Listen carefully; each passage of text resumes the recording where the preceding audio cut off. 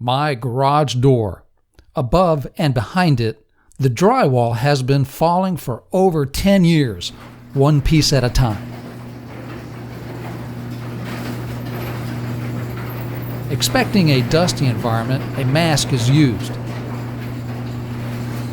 The plan is to loosen just the corner of this last sagging panel and take it down a piece at a time.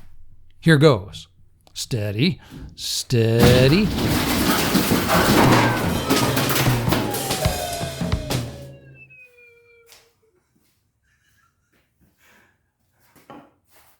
Well, that was easy.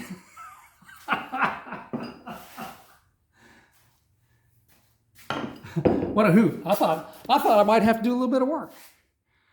So here we go. It's going to take 4 1/2 sheets of plywood.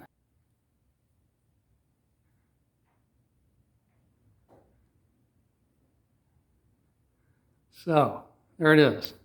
For going the extra effort and time to video this, we got it all screwed up in 4 hours.